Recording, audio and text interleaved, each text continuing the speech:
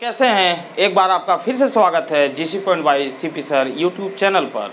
तो बच्चों, आजकल हम लोग देख रहे हैं कक्षा 11 की केमिस्ट्री, और उसमें हम लोग बात कर रहे हैं रासायनिक बंध यानी केमिकल बॉन्डिंग। और उसमें आपने 2 वीडियो देख चुके हैं, और उसमें आपने पिछले दूसरे वीडियो में देखा था कि बंध क्यों बनते हैं, बंध के लिए रिक्वायरमेंट क्या है, यानी आयनिक बंध बनने के लिए आवश्यक शर्तें क्या हैं, आपने इतना जाना था। आज हम लोग आयनिक बंध के लक्षण और आयनिक बंध के कुछ फार्मूलों पर बात करेंगे, यानी आयनिक बंध के लक्षण को विशेष रूप से देखेंगे। ठीक है, तो चलिए आइए देखते हैं। तो बच्चों, आयनिक बंध, सबसे पहले इसकी एक बार परिभाषा फिर से देख लेते हैं आयनिक बंध की। आयनिक बंध, और इसी को बच्चों कहते हैं वैद्युत संयोजी बंध। तो दोनों ही कहते हैं, यानी दो परमाणुओं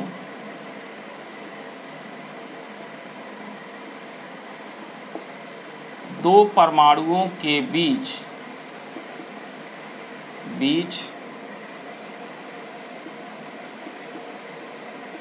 इलेक्ट्रॉनों के पूर्ण स्थानांतरण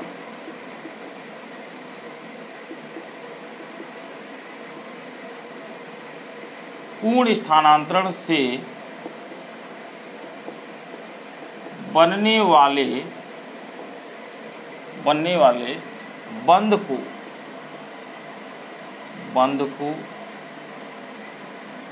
बंध को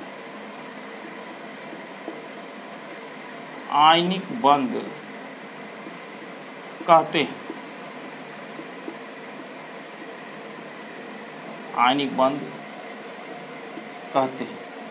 तो बच्चों, ये तो इसकी परिभाषा हुई कि दो परमाणुओं के बीच इलेक्ट्रॉनों के पूर्ण स्थानांतरण से बनने वाले बंध को आयनिक बंध कहते हैं। अब बच्चों, इसका एग्जाम्पल भी आपने देखा था, जैसे सोडियम क्लोराइड, मैग्नीशियम क्लोराइड, ये सब किसके उदाहरण हैं। ठीक है, तो बच्चों आज हम लोग इसके लक्षण पढ़ेंगे कि इसके लक्षण क्या होते हैं। ठीक है, तो लक्षण की हम लोग बात कर लेते हैं। लक्षण ये बहुत इंपॉर्टेंट होता है बच्चों। तो सबसे पहला इसमें जो होगा उसको हम लोग कहेंगे क्वथनांक।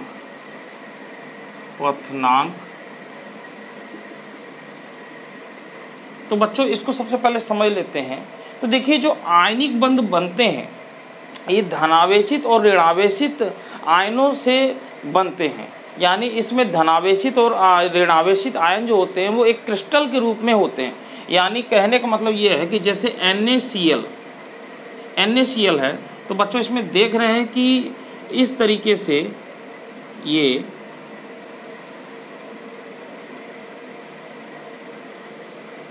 ऐसे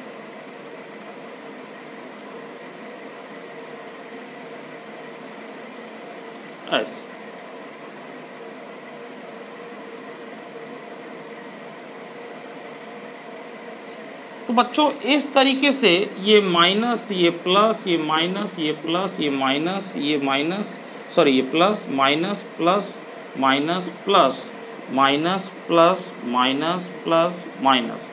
तो बच्चों ये एक सोडियम क्लोराइड। अब आप देख रहे होंगे कि मैंने इसमें एक सर्किल, एक जो है गोला मैंने बड़ा बनाया है और एक मैंने गोला छोटा बनाया है। तो ऐसा क्यों है? तो बच्चों ये जो है, ये जो बड़ा वाला गोला है ये Cl माइनस को बताता है, और ये जो छोटा वाला गोला है ये सोडियम आयन को बताता है। क्योंकि जो सोडियम आयन है इसकी त्रिज्या बच्चों क्या होगी? छोटी होगी, त्रिज्या छोटी होती है, इसीलिए छोटी होती है। और यहाँ पर जो Cl माइनस है ये इसकी त्रिज्या बड़ी होगी, त्रिज्या बड़ी होती है। तो ये त्रिज्या से है। तो बच्चों इसका जो आकार है वो छोटा होगा, इसका बड़ा होगा, इसलिए इसको ऐसे बनाया जाता है। तो बच्चों देखिए, ये जो विपरीत आवेशित आयन है ये एक दूसरे को एक स्थिर प्रबल वैद्युत आकर्षण बल द्वारा आपस में बांधे होते हैं। तो इनमें इतना ज़्यादा आकर्षण होता है, यानी ये कह सकते हैं कि प्रबल आकर्षण बलों द्वारा बंधे होते हैं, और जिसको तोड़ने के लिए यानी इनके बॉन्डों को तोड़ने के लिए बहुत ऊर्जा की आवश्यकता चाहिए, इसीलिए इसके क्वथनांक बहुत ज़्यादा होते हैं। बात आगे बात समझ में। तो बच्चों इसमें बस आपको यही बताना है कि ये विपरीत आवेशित आयनों द्वारा प्रबल स्थिर वैद्युत आकर्षण बलों द्वारा आपस में बंधे होते हैं, जिनको तोड़ने के लिए अत्यधिक ऊर्जा की आवश्यकता पड़ती है, इसीलिए इनके क्वथनांक बहुत ऊंचे होते हैं। तो चलिए इसी चीज़ को हम लोग लिख लेते हैं, क्योंकि आपको लिखना भी है, तो मैं आपको नोट्स दे देता हूँ, इसको हम लोग लिखते हैं। चलिए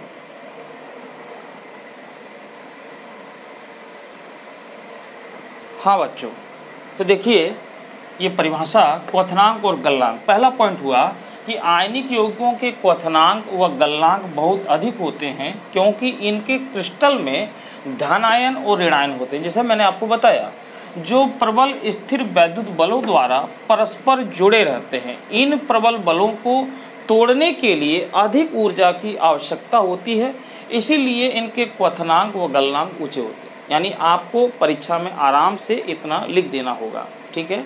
तो स्क्रीनशॉट लेकर इसको नोट कर लीजिए, ठीक है, स्क्रीनशॉट ले लीजिए, ठीक। अब बच्चों दूसरा इसका पॉइंट देखते हैं, जल में विलयता या विलयता लिख सकते हैं।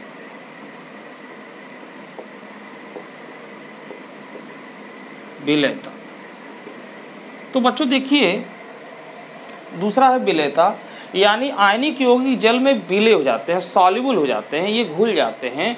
तो ऐसा क्या कारण है? तो इसमें दो तरीके से हम लोग इसको बात करेंगे बच्चों। तो जो पहला जो तरीका है, इसमें जो पहला तरीका है बच्चों, वो क्या है समझ लेते हैं इसको। जैसे मैंने अभी आपके सामने बनाया कि ये इस तरीके से इसका एक क्रिस्टल होता है, इस तरीके से ऐसे,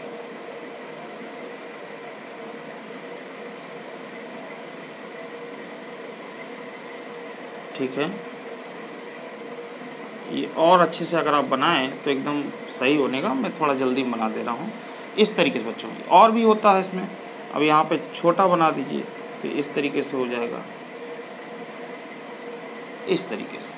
तो बच्चों ये जो इसका क्रिस्टल है, ये जो इसका क्रिस्टल है, अब देखिए वही minus plus minus plus minus plus minus plus minus plus minus plus minus plus minus plus minus plus minus plus. तो बच्चों इस तरीके से जो होता है, अब आप छोटे गोलों को एक समान समझें और बड़े गोलों को। तो बच्चों देखिए ये विपरीत आवेशित आयनों से मिलकर बना होता है। अब जब इसको हम लोग जल में डालते हैं तो जल हमारा जो वाटर है, ये क्या है बच्चों, ये है ध्रुवीय विलायक, ये है ध्रुवीय विलायक, ध्रुवीय विलायक। तो बच्चों ध्रुवीय विलायक क्या होते हैं कि ऐसे यौगिक जिन पर दो चार्ज आ जाएं, जैसे पॉजिटिव और नेगेटिव। जैसे हमारा HCl ये इस तरीके से है, तो इस पर नेगेटिव, क्योंकि इसकी विद्युत ऋणात्मकता ज़्यादा होती है और इसकी विद्युत ऋणात्मकता कम, यानी इस पर पॉजिटिव। तो ये एक तरीके से ध्रुवीय हो गया, यानी ये एक तरीके से ध्रुवीय हो गया। इसको बोलते हैं पोलर, पोलर, ठीक है बच्चों। तो ये ध्रुवीय है, ये ध्रुवीय विलायक पोलर सॉल्वेंट, पोलर सॉल्वेंट ये होता है। तो बच्चों हमारा H2O भी कुछ उसी तरीके से होता है। जैसे इसको अगर हम देखें तो HOH, तो ये आपका नेगेटिव हो जाएगा और ये सिर्फ आपका पॉजिटिव हो जाएगा, पार्शियली, आंशिक रूप से, आंशिक पॉजिटिव और आंशिक नेगेटिव हो जाएगा। तो जब हम इसको डालते हैं, तो यानी अगर हम जल का अणु है, इसको इस तरीके से देख रहे हैं हम लोग, तो एक तरफ इसके पॉजिटिव रख लेते हैं और एक तरफ इसको नेगेटिव रख लेते हैं बच्चों। तो होता क्या है कि ये इसमें ढेर सारे जो है जल के अणु जो है इसके चारों ओर एकत्रित होना चालू हो जाते हैं। तो ये नेगेटिव सिरा है, ये पॉजिटिव तरफ रहता है इस तरीके से। और भी इसके कई होते हैं बच्चों इस तरीके से, तो ये पॉजिटिव, ये नेगेटिव, इसी तरीके से और भी होते हैं ढेर सारे, यानी गुच्छों के रूप में होता है बच्चों, ये गुच्छों के रूप में होता है। और बना दें इसमें इस तरीके से, तो ये प्लस, ये माइनस, इस तरीके से। और वहीं दूसरी ओर बच्चों, जैसे आपका ये जो पॉजिटिव है, ये जो पॉजिटिव है, तो इसमें क्या होगा कि इसमें जो मॉलिक्यूल्स होंगे जल के, तो ये प्लस है तो इधर माइनस होगा, इधर प्लस होगा। इसी प्रकार इसमें ये जो होगा माइनस होगा, ये प्लस होगा। और भी इसको घेर लेंगे, इस तरीके से घेर लेते हैं तो माइनस प्लस हो जाएगा। इसी तरीके से और भी घेर लेते हैं, माइनस प्लस हो जाएगा। तो बच्चों यही नहीं, सब जगह, यहाँ यहाँ यहाँ यहाँ सब जगह, यानी हर जगह से। इसी तरीके से यहाँ से भी देखिए माइनस है प्लस है। इसी तरीके से यहाँ से भी माइनस है प्लस है। इसी तरीके से यहाँ से भी ये माइनस है, ये प्लस है, और इसके घेरेगा अलग से। तो बच्चों इस तरीके से क्या होते हैं कि ये अपनी ओर खींचना चालू करते हैं, और इनके जो बीच में जो बल लग रहे हैं तो वो बल जो है वो ढीले हो जाते हैं, इनके जो बॉन्ड होते हैं वो ढीले हो जाते हैं, और धीरे धीरे ये पानी में घुलना स्टार्ट हो जाता है, जिसके कारण ये संपूर्ण क्रिस्टल, यानी जो पूरा का पूरा ये जो क्रिस्टल है ये आपका NaCl है, और ये पानी में जाता है तो इनके बॉन्ड्स ब्रेक हो जाते हैं, और ये माइनस और प्लस इनके बॉन्ड लूजली होने लग जाते हैं, और धीरे धीरे करके ये पानी में संपूर्ण रूप से घुल जाता है। तो ये एक कारण हुआ कि ये जो होते हैं ये आपके ध्रुवीय है। ये जो बच्चों NaCl है ये भी ध्रुवीय है, यानी इसमें देख रहे हैं कि ये आपका निगेटिव है, ये पॉजिटिव है, तो ये भी दो तरीके से, यानी ध्रुवीय और ये ध्रुवीय विलायक है, यानी ध्रुवीय चीज़ ध्रुवीय विलायक में आसानी से घुल जाएगी। परंतु ये अध्रुवीय विलायक में जो होगा वो आपका ये अघुलनशील रहेगा। इसमें तो ये घुलनशील है, यानी हम इसमें घुलनशीलता इसको लिख सकते हैं बच्चों, घुलनशीलता। तो इसमें यानी ध्रुवीय विलायक है और ध्रुवीय पदार्थ है, तो वो उसमें आसानी से घुल जा रहा है क्योंकि वो समान नेचर का है। अगर यहाँ पर कोई अध्रुवीय विलायक ले लें, जैसे हमारा CCl4, तो बच्चों ये जो होता है अध्रुवीय होता है, अध्रुवीय विलायक होता है, यानी नॉन पोलर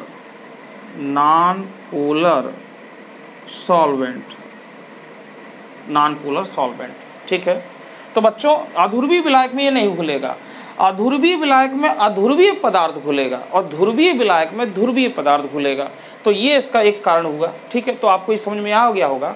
तो बच्चों इसका ये रीजन और ये चित्र और ये इसका पहला लक्षण आप इसको नोट कर लीजिए, स्क्रीनशॉट लेकर नोट कर लीजिए, फिर हम आगे बात करते हैं। और अगला लक्षण देखते हैं हम लोग, मतलब इसका जो दूसरा, इसको लिख भी लेते हैं नोट्स में, तो पहले नोट कर लीजिए इसको, ठीक है। हाँ बच्चों, तो देखिए दूसरा लक्षण हमने आपको जो बताया वो हमने यहाँ पे लिखा है। तो देखिए जल में घुलनशीलता, इसको एक बार पढ़ लेते हैं। आयनिक यौगिक जल और अन्य ध्रुवीय विलायकों में घुलनशील होते हैं क्योंकि ध्रुवीय विलायक के अणु ठोस विलय के आयनों को चारों ओर से घेर लेते हैं। जैसे मैंने अभी आपको बनाया था, आपने बनाया होगा, चारों ओर से घेर लेते हैं। ध्रुवीय विलायकों का धनात्मक सिरा ठोस ऋणायन को और ध्रुवीय विलायक का ऋणात्मक सिरा ठोस के धनात्मक सिरे को अपनी ओर आकर्षित करता है, यानी अलग अलग चार्ज की ओर अपनी ओर आकर्षित करता है। इन आकर्षण बलों के कारण आयनिक यौगिक के धनायन तथा ऋणायन क्रिस्टल को छोड़ देते हैं और जल में जाने लग जाते हैं, जिससे ठोस आयनिक यौगिक जल में घुल जाता है। तो इस तरीके से ये है। तो बच्चों ये लक्षण है, इसको भी आप नोट कर लें, स्क्रीनशॉट ले लें इसका, ठीक। अब देखिए तीसरा बच्चों हम लोग पढ़ते हैं जो है आयनित होना, यानी जलीय विलयन में आयनित होना या जलीय विलयन में आयनित होना, ये अगला हमारा हेडिंग होगा। तो बच्चों देखिए घुलना एक अलग प्रक्रिया है और आयनित होना अलग प्रक्रिया है। जैसे हमने कहा कि हमारे पास दो चीज़ें हैं, नमक और एक है हमारे पास चीनी। तो अगर हम इसको बच्चों पानी में डिज़ोल्व कर दें, इसको मतलब डाल दें, तो ये घुलेगा, ये घुलना होगा। और इसको भी बच्चों अगर हम पानी में डाल दें तो ये भी घुलेगा, इसका भी घुलना होगा। तो ये दोनों तो घुलेंगे, परंतु बच्चों ये आयनित नहीं होता, आयनित ये नहीं होता, जबकि ये आयनित हो जाता है, ये आयनित हो जाता है। तो आयनित का मतलब बच्चों अपने आयनों में टूट जाना, यानी जो चीनी है बच्चों ऐसा है, क्योंकि जो चीनी है आपका C12H22O11, तो ये जो होता है बच्चों ये ससंयोजक बंधों द्वारा बना होता है, ससंयोजक बंध। और जबकि हमारा जो नमक है यानी NaCl, तो बच्चों ये जो होता है ये आयनिक बंध द्वारा बने होते हैं, यानी वैद्युत संयोजी आयनिक बंध। तो ये घुल जाता है, ये अपने आयनों में टूट जाता है, ठीक है, जबकि ये आयनों में नहीं टूटता, ठीक है, ये आयनों में नहीं टूटता। तो ये आयनों में टूटने का मतलब क्या है बच्चों इसमें, तो इसका कारण ये है कि जब इसको जल में डालते हैं तो जो इनके बीच कूलाम के नियम से अगर हम देखें तो जो फोर्स लगता है ये होता है Q1 Q2 अपान ये जो है R², यानी इसके बीच की दूरी, यानी एक धनात्मक सिरा और ऋणात्मक सिरा इसके बीच में जो कूलाम के नियम से बल लगता है वो इस तरीके से होता है। अब यहाँ प्रोपोर्शनल को हटाया जाए तो बच्चों ये जो आता है ये 1/K और ये हो जाएगा Q1 Q2 अपान R²।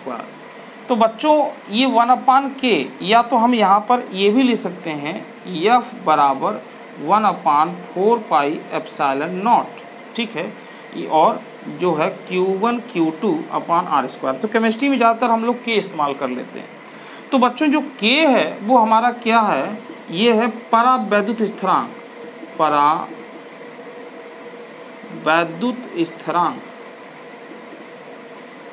स्थिरांक, इसी को बोलते हैं डाई इलेक्ट्रिक कांस्टेंट। तो बच्चों इसके लिए जो होता है ये अलग अलग माध्यम के लिए अलग अलग होता है। तो ये जो है पानी के लिए बच्चों, पानी के लिए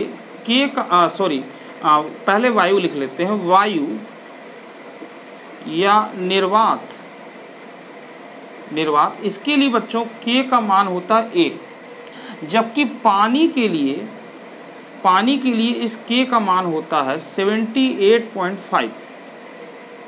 तो बच्चों देखिए जब इसको जल में रखते हैं यानी वायु में रखते हैं तो ये K का मान 1 है, तो ये नीचे है, तो यानी इसमें बलों में कोई फर्क नहीं होता। परंतु जब यहाँ पर इसमें पानी में रखते हैं तो K का मान यानी 78 पॉइंट, यानी वो उसका लगभग इतना गुना हो जाता है। और ये वैल्यू बढ़ने के कारण क्या होते हैं कि जो इनके बीच में जो बल लग रहा है वो क्षीण हो जाता है, और क्षीण हो जाता है जिसके कारण इनके आयन फ्री हो जाते हैं, मुक्त हो जाते हैं, यानी इन बलों को छोड़ करके वो आयन मुक्त हो जाते हैं।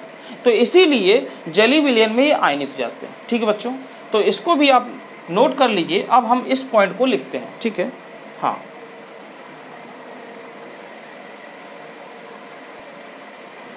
बच्चों, तो तीसरा पॉइंट हमने जो आपको समझाया वो क्या है, आयनिक यौगिकों का जल में वियोजन यानी आयनित होना। तो जल का परावैद्युत स्थिरांक यानी डाइलेक्ट्रिक कांस्टेंट, देखिए मैंने वैल्यू लिखी है, जल के लिए है, ये जल का लिखा हुआ है 78.5 अधिक होता है। इसीलिए आयनिक यौगिकों को जल में घोलने पर वैद्युत बल क्षीण हो जाते हैं यानी कमजोर हो जाते हैं, और आयनिक बंध टूटकर मुक्त आयनों में वियोजित हो जाता है, यानी उनको आयनों में टूट जाता है। ये मुक्त आयन जलीय विलयन में स्वतंत्रता पूर्वक घूमते रहते हैं यानी गमन करते हैं। बच्चों अगला जो पॉइंट है, तो देखिए मैंने इसको नोट कर दिया है, इसको फिर मैं समझा देता हूँ। विद्युत चालकता यानी इसकी कंडक्टिविटी, आयनिक यौगिक जलीय विलयन या गलित अवस्था में, बच्चों या तो वो एक्वस सोल्यूशन हो या तो मोल्टेन स्टेट हो यानी गलित अवस्था हो, वो गीला हो, ठीक है। गलित अवस्था में विद्युत के चालक होते हैं, है ना, सुचालक होते हैं, चालक, जबकि ठोस अवस्था में ये विद्युत के कुचालक या अचालक होते हैं। और क्योंकि जलीय विलयन या गलित अवस्था में आयनिक यौगिक के आयन गमन करने के लिए स्वतंत्र होते हैं, ठीक है, गमन करने के लिए स्वतंत्र होते हैं। तो बच्चों इसका मतलब ये है कि अगर हमारा जो ठोस होगा तो उसके आयन जो है मूव नहीं कर पाएंगे, ठीक है। और जो है कि जो विद्युत धारा प्रवाह होती है वो आयनों के या इलेक्ट्रॉनों के जो है कि प्रवाह होने से होती है। तो चूंकि गलित अवस्था में क्या होगा कि ये इसमें आयन ये अपने आयनों में टूट जाएगा और उसके आयन जो होंगे वो एक दूसरे जो है कि चलने के लिए स्वतंत्र हो जाएंगे, तो उनके चलने के कारण इसमें विद्युत धारा का प्रवाह होता है। तो गलित अवस्था हो या जलीय विलयन हो, तो ये हो गया इसका विद्युत चालकता यानी चौथा पॉइंट, ठीक है। अब बच्चों इसमें हम लोग कुछ पॉइंट की और बात कर लेते हैं। जैसे पाँचवा पॉइंट है प्रकृति। तो बच्चों इसको मैंने अपने से बना दिया, तो यहाँ पे लिख सकते हैं कि ये अदिशात्मक प्रकृति के होते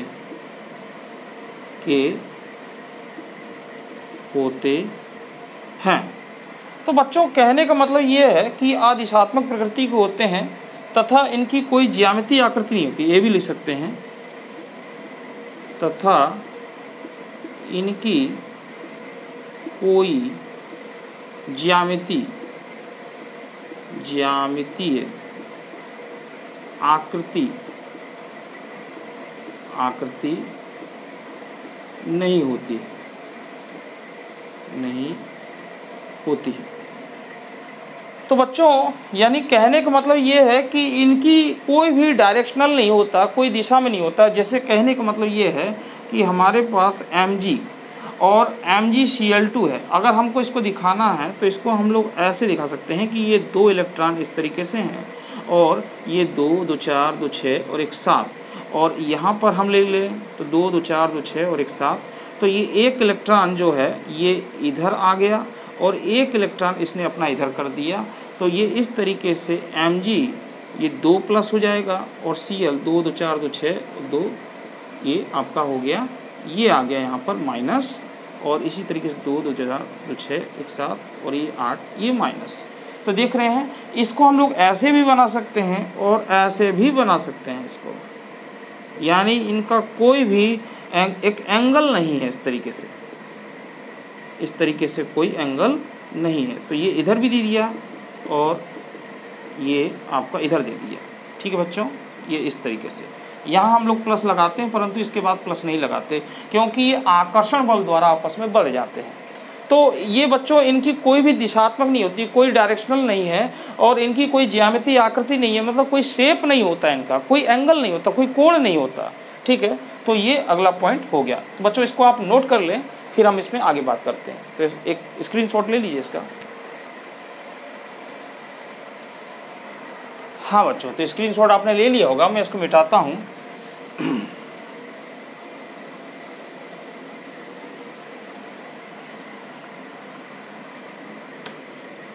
तो बच्चों इस तरीके से आपने इनके लक्षण देखे, 5 लक्षण इसमें बहुत हैं। तो आप परीक्षा में इस तरीके से इनके लक्षणों को बताइएगा और इसमें इसको लिखिएगा। अब बच्चों बात कर लेते हैं आयनिक यौगिकों की लुई बिंदु संरचना सूत्र। तो हम लोग लिखते हैं यहाँ पर आयनिक यौगिकों की लुई बिंदु सूत्र, ये हमारे पास। ठीक है, तो बच्चों हम लोग केवल आयनिक यौगिक की ही बात करेंगे, जिसमें केवल आयनिक यौगिक की, यानी इसमें कोवेलेंट या मतलब सहसंयोजी और उपसहसंयोजी बंधों की भी बात नहीं करेंगे। तो इसमें कुछ कंपाउंड हम लोग लिख रहे हैं, जैसे तो मैंने NaCl का आपको बता दिया है कैसे बनेगा, MgCl2 का भी मैंने आपको बता दिया है, ये आप देख चुके हैं। अब हम लोग देखते हैं कुछ नया, जैसे Na2S MgO, ठीक है, और AlF3। ठीक है बच्चों, तो इस तरीके से हम लोग 3 देखते हैं। ठीक है, तो बच्चों हम लोग सबसे पहले इसको देख लेते हैं AlF3। तो बच्चों देखिए AlF3 कैसे बनेगा। तो Al एल्युमिनियम में कितना होता है बारीक अच्छा बच्चों, 3 होता है। तो देखिए 3 इसके पास इलेक्ट्रॉन है और 3 F है। तो यहाँ पे मैं 3 इलेक्ट्रॉन इस तरीके से रख देता हूँ। ठीक है, अब इसके बाद बच्चों F फ्लोरीन, तो इसके बारीक अच्छा में कितना होता है, ये होता है 9 2 7। ठीक है, तो इसके बारीक अच्छा बच्चों ये 7 2 9 होते हैं इसमें, तो 7 इलेक्ट्रॉन होते हैं। तो F हम रख देंगे, तो इसमें देखिए 1, अब ये हो जाएगा इस तरीके से, या मैं इसको ऐसे करूं कि मैं इसको क्रॉस से दिखा दूं 3 इलेक्ट्रॉन को। ठीक है, ऐसे, और यहाँ पर मैं इसको दिखा दूं, ये शेयरिंग हो गया। तो 2 2 4 2 6 इस तरीके से हो गया बच्चों, और एक ये हो गया 2 2 4 2 6, 2 2 4 2 6 और 1 7, ये हो गया इस तरीके से। तो ये हो जाएगा आपका 2 2 4 और 2 6 और 1 7। तो बच्चों इस तरीके से ये आप देख रहे हैं कि यहाँ पर इस तरीके से ये इसके आयनिक, यानी इसमें पार्टिसिपेट तो नहीं करते, तो इसलिए हम लोग क्या काम करेंगे कि ये जो हैं इनको दे देते हैं, यानी ये वाले इलेक्ट्रॉन इसकी ओर चले जाएंगे, ये इसकी ओर चले जाएंगे और ये जो है इसकी ओर चले जाएंगे। तो देखिए यानी ये इस तरीके से है, तो ये आपका हो जाएगा Al और ये इस पर 3 पॉजिटिव चले जाएंगे क्योंकि ये इलेक्ट्रॉन इनको दे दिया पूरी तरीके से। तो इस पर हम बना रहे हैं इस तरीके से, ऐसे 2 2 4 और 2 6 और ये माइनस इसके कारण, ठीक है। इसी प्रकार बच्चों यहाँ पे देख लेते हैं, तो ये हमारे पास आ गया है 2 2 4 2 6 माइनस, और हमारे पास ये है तो 2 2 4 और 2 6 और 1 7 और इसका आ गया माइनस। तो ये इस तरीके से बन जाता है बच्चों। तो आपको ऐसे नहीं बनाना, इसको ऐसे बना देना है, ठीक है, इसको ऐसे बना देना है। ये मैं आपको समझा रहा था कि ये 3 इलेक्ट्रॉन जो हैं, चाहे तो आप इसको ऐसे भी दिखा सकते हैं कि यहाँ पर ये 3 इलेक्ट्रॉन इस तरीके से ये हो जाएंगे। तो यहाँ पर आप इसको ना दिखाएं, बस अब ये एक एक इलेक्ट्रॉन जो है, ये एक एक इलेक्ट्रॉन जो है ये इधर रख दीजिए और इधर रख दीजिए। तो ये एक एक इलेक्ट्रॉन इसको डिस्ट्रीब्यूट कर देते हैं बच्चों, ठीक है, ये इसको रख देते हैं। तो ये 2 2 4 2 6 और 1 7 इसके पास है और ये इसके पास है, तो यहाँ पर रख देता है, ठीक है, और ये इसके पास है इस तरीके से, ये ऐसे। तो ये आप इसको ऐसे बना दें, तो ये हो जाएगा F minus F minus F minus हो जाएगा। अब बच्चों इसका देख लेते हैं हम लोग, ठीक है, तो इसको आप बनाते जाइएगा, मैं इसको मिटा दूँगा। MgO देखिए मैं यहाँ बना देता हूँ Mg, तो इसमें 2 इलेक्ट्रॉन ले लेते हैं और ऑक्सीजन, ऑक्सीजन बच्चों यहाँ पर O है, तो देखिए ये हो गया 2 2 4 2 6, क्योंकि इसके बारी कक्षा में 6 इलेक्ट्रॉन होते हैं, तो एक हम लोग ऐसे दिखा दें और एक हम लोग ऐसे दिखा दें, यहाँ प्लस लगा दें। फिर इसके बाद बच्चों हम लोग ये हो जाएगा Mg प्लस प्लस और O।